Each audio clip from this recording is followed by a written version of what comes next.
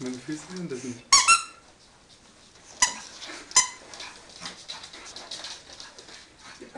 Theo weiß gar nicht, was los ist.